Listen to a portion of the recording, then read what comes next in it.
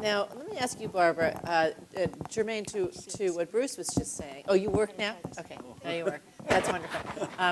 Is that what kind of experiments or pilot programs or demonstration programs could you do that might, you know, end up giving us some information and say, hey, let's steer this ship a different way? Well, one of the ironies we've seen is some of the things that do get developed and tried out and seem very successful some places still don't get picked up in other places. I was mentioning the work of some of my colleagues in the Center for Technology and Learning, Jeremy Rochelle and colleagues, who have developed mathematical units, replacement units for some of the important middle school level concepts like proportionality and rate of change that really provide the basis later on for moving into calculus. They've been able to develop instructional units and teacher training that goes along with those, supporting technology that visually represents the concepts, and get very good results on a large scale in Texas, for example. And they've implemented in scores of schools in Texas and in Florida as well. But we don't see that kind of thing happening in California.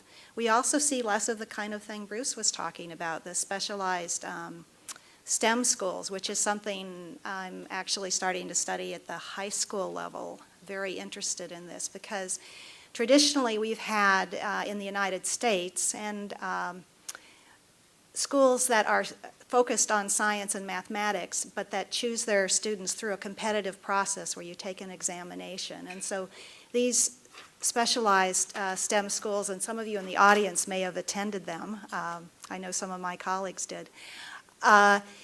You took an examination, and they took the very brightest, and then they got this specialized intensive course in science and math in high school, and some wonderful programs with research and inquiry experiences and a chance to work with real scientists.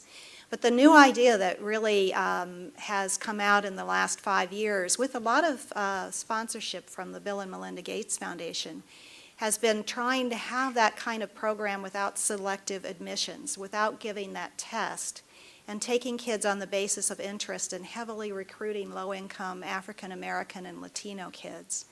And there actually are dozens of these schools in the United States today. There are large networks in Texas, in North Carolina, and in Ohio that we're very interested in studying their effectiveness. You don't see those networks in California. You don't see the same kind of leadership. And unfortunately, we're in a situation where, because of our tax situation, we're cutting back the length of the school year, which we know is a bad thing, not only for science education, but for everything else. Well, talking about leadership, and knowing that there's a PhD in mathematics in Congress, how much science does a federally elected official really need to know to be effective? I bet you Bruce has an answer for this. Well, we have one physicist in Congress from Princeton, New Jersey, Rush Holt, who's a plasma physicist, a wonderful guy. He wrote an editorial recently for Science. He also came to spend 2 hours with our graduate students talking about his life, and his bottom line message was, we need many of you to go into politics. He's very lonely out there. What he says is that, he claims that something like half of the legislation that they deal with has an important aspect of science that should be understood as its base.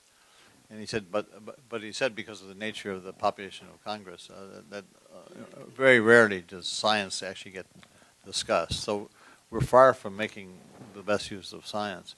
There's a wonderful program in Washington that's been going for 35 years, sponsored by the American Association for the Advancement of Science, which is a parent organization for Science Magazine. It's these science and technology fellowships.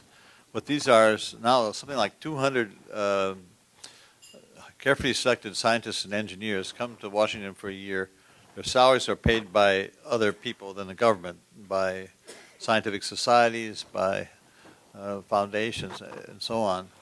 And they're offered for free to the government. And these people spend a year, and many of them end up getting hired permanently. And so after 35 years, Washington is really populated with these people. And that makes a huge difference. Otherwise, we really be in bad trouble. California, of course, has, supposed to be a science and technology-based state. We have a term-limited legislature because of the way California has voted. So we don't have the kind of infrastructure that the National Congress does to actually bring science and technology advice to the state. About 3 years ago, the Gordon Betty Moore Foundation and a few other foundations started a program now in its third year to bring 10 of these same kind of people to the California State Legislature every year. And I've actually met with them, each class once in Sacramento. But the interesting thing that I was saying this before, this is very telling about this issue that you're talking about, which is science really appreciated and understood by the people who make our national and state policy? The interesting thing is the first year they were offering these 10 free people to the legislature. They had a hard time finding enough people who wanted them. People said, why would I want a scientist? What's a scientist good for? And probably they were thinking, last time I saw a scientist, this person terrorized me in class and I didn't feel comfortable, and these scientists are arrogant. And, but the good news is after a year of these fellows running around Sacramento, the next year there's a huge demand for them. So we've both brought science and technology wisdom to the legislature. In fact, several of these people have been hired permanently by the legislature. But also, very importantly, we've changed the image of science by these people who are making our state policy.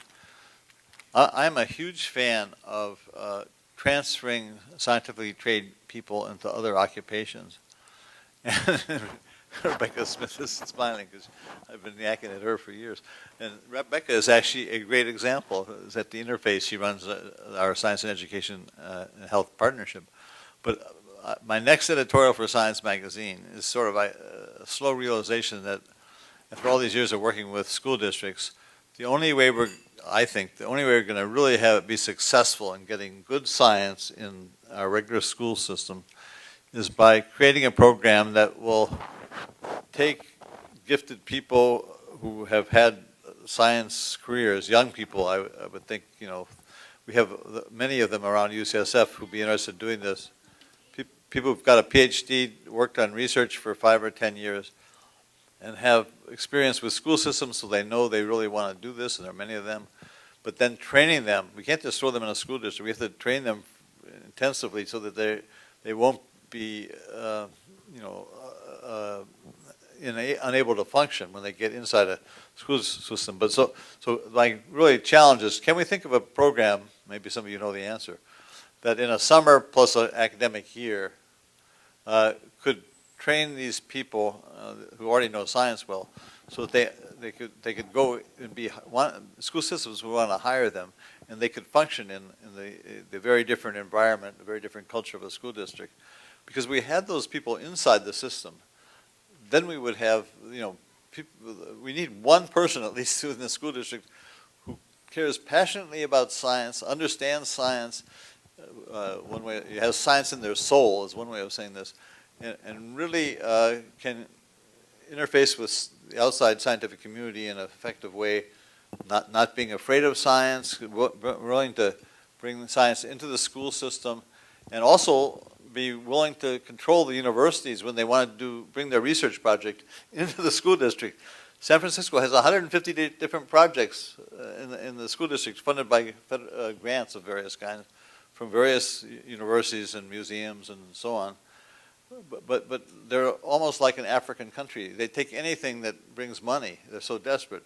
What they need is somebody inside that would say, no, if you want to work with us, work together with these other people so we can have some coherent program.